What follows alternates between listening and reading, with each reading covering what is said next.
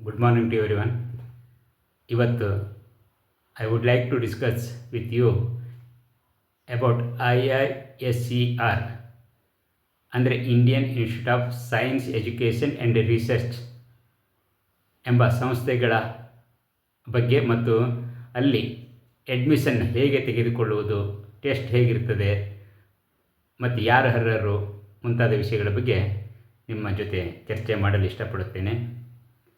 ನಾನು ಈಗಾಗಲೇ ಹೇಳಿದ ಹಾಗೆ ಭಾರತೀಯ ವಿಜ್ಞಾನ ಶಿಕ್ಷಣ ಮತ್ತು ಸಂಶೋಧನಾ ಸಂಸ್ಥೆ ಇದು.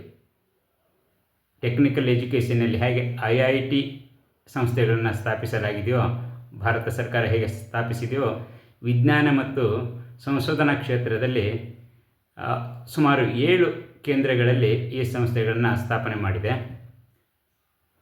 ಈ ಸಂಸ್ಥೆಗಳು ಬಹರಂಪುರ್, ಕೋಲ್ಕತ್ತಾ, ಪುಣೆ, ಮೊಹಾಲಿ, ತ್ರಿವೇಂದ್ರಂ ಮತ್ತು ತಿರುಪತಿ ಮುಂತಾದ ಕಡೆ ಈ ಸಂಸ್ಥೆಗಳನ್ನು ಸ್ಥಾಪಿಸಿದ್ದಾರೆ.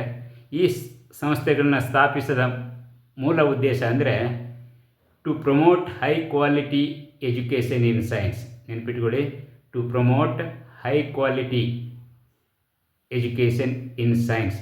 ಯಾರು ಸೈನ್ಸ್ ಮತ್ತು ಸಂಶೋಧನೆಯಲ್ಲಿ, ವಿಜ್ಞಾನ ಮತ್ತು ಸಂಶೋಧನೆಯಲ್ಲಿ ಆಸಕ್ತಿ ಇದೆಯೋ ಅವರು ಖಂಡಿತವಾಗಿ ಇವರು ಕಂಡಕ್ಟ್ ಮಾಡುವ ಪ್ರವೇಶ ಅಡ್ಮಿಷನ್ ಟೆಸ್ಟ್ನಲ್ಲಿ ಭಾಗವಹಿಸಿ ನೀವು ನಿಮ್ಮ ಮೆರಿಟ್ ಆಧಾರದ ಮೇಲೆ ಇಲ್ಲಿ ಪ್ರವೇಶ ಪಡೆಯಬಹುದಾಗಿದೆ.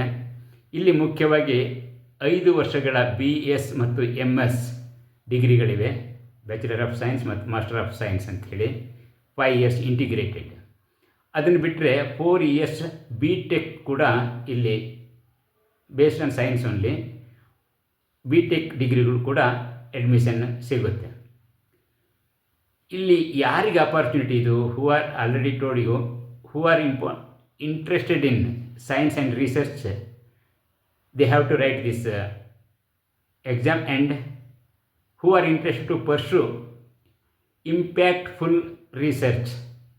ನೋಡಿ, ಯಾರು ಸಂಶೋಧನೆಯಲ್ಲಿ ಅಥವಾ PhD ಮಾಡಬೇಕು ಸೈನ್ಸ್ನಲ್ಲಿ ಅನ್ನುವ ದೂರದೃಷ್ಟಿ ಇದೆಯೋ ಅವರು ಖಂಡಿತವಾಗಿ ಈ ಪರೀಕ್ಷೆ ಮೂಲಕ ಈ ಸಂಸ್ಥೆಗಳಲ್ಲಿ ಪ್ರವೇಶ ಪಡೆದರೆ ನಿಮ್ಮ ಭವಿಷ್ಯ ತುಂಬ ಉಜ್ವಲವಾಗಿರುತ್ತದೆ ಅಂತ ಹೇಳಲಿಕ್ಕೆ ಇಷ್ಟಪಡ್ತೇನೆ. ಈ IISER ಆಪ್ಟಿಟ್ಯೂಡ್ ಟೆಸ್ಟನ್ನು 2026ಗೆ ಜೂನ್ 7ರಂದು ಕಂಡಕ್ಟ್ ಮಾಡ್ತಾಯಿದ್ದಾರೆ. ಇದನ್ನು ನೀವು ಆನ್ಲೈನ್ನಲ್ಲಿ ಅಪ್ಲಿಕೇಶನ್ ಹಾಕಬೇಕು. ಮಾರ್ಚ್ 5ರಿಂದ ಈ ಅರ್ಜಿ ಹಾಕುವ ಕಾರ್ಯ ಪ್ರಾರಂಭವಾಗ್ತಿದೆ. ಇದಕ್ಕಾಗಿ ನೀವು IISER ವೆಬ್ಸೈಟಿಗೆ ವಿಸಿಟ್ ಮಾಡಿ. ಇನ್ನು ಈ ಪರೀಕ್ಷೆ ಬರೀಲಿಕ್ಕೆ ಯಾವ ಸಬ್ಜೆಕ್ಟ್ಗಳು ಬೇಕು? ಇದು ಕರ್ನಾಟಕದ ಮಕ್ಕಳಿಗೇನು ಅಷ್ಟೊಂದು ಪ್ರಾಬ್ಲಮ್ ಆಗೋದಿಲ್ಲ. ಎಲ್ಲರೂ ಸಾಮಾನ್ಯವಾಗಿ PCMB ಸಬ್ಜೆಕ್ಟ್ಗಳನ್ನು ಅವರ PU ಲೆವೆಲ್ನಲ್ಲಿ ಓದ್ತಿರ್ತಾರೆ. PCMB physics, chemistry, biology and mathematics ಈ ಸಬ್ಜೆಕ್ಟ್ಗಳನ್ನು ಯಾರು ಓದಿರ್ತಾರೋ ಅವರು ಈ ಅಡ್ಮಿಷನ್ ಟೆಸ್ಟನ್ನು ಬರಿಬೋದಾಗಿದೆ. ಇಲ್ಲಿ PCMB ಇಲ್ಲಿ 4 ಸಬ್ಜೆಕ್ಟಿಗಳು ಕೂಡ ಈಕ್ವಲ್ ಪ್ರಶ್ನೆಗಳಿರ್ತವೆ. 15, 15, 15, 15 ಮತ್ತು ಪ್ರತಿ ಪ್ರಶ್ನೆಗೆ 4 ಅಂಕಗಳಿರ್ತವೆ.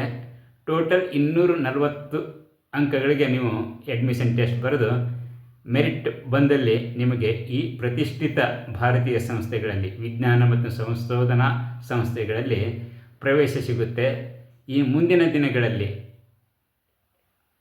ಈ BTech ಮತ್ತು MBBSಗಿಂತ ಈ IISER ಸಂಸ್ಥೆಗಳಲ್ಲಿ ಓದಿದ ಮಕ್ಕಳಿಗೆ ಹೆಚ್ಚಿನ ಪ್ರಾಮುಖ್ಯತೆ ಸಿಗುವ ಎಲ್ಲ ಲಕ್ಷಣಗಳು ಇವೆ. ಇನ್ನು ಈ ಅರ್ಜಿ ಸಲ್ಲಿಸುವಾಗ ಕರ್ನಾಟಕದ ಮಕ್ಕಳು ಒಂದನ್ನು ನೆನಪಿಟ್ಕೋಬೇಕು, ಇದು ಸೆಂಟ್ರಲ್ ಗೌರ್ಮೆಂಟ್ ಅಂಡರ್ನಲ್ಲಿ ಇರುವುದರಿಂದ, ಈ ಸಂಸ್ಥೆಗಳು ಕೇಂದ್ರ ಸರ್ಕಾರದ ಅಡಿಯಲ್ಲಿ ಬರುವುದರಿಂದ ಇಲ್ಲಿ ಮೀಸಲಾತಿ ಪದ್ಧತಿ ಬೇರೆ ಇರ್ತದೆ.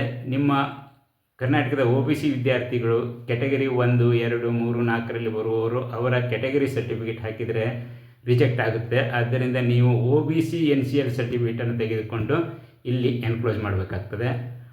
ಅದರಂತೆ EWS ಎಕನಾಮಿಕಲಿ ವೀಕರ್ ಸೆಕ್ಷನರಿಗೆ 10% ರಿಸರ್ವೇಷನ್ ಇರ್ತದೆ.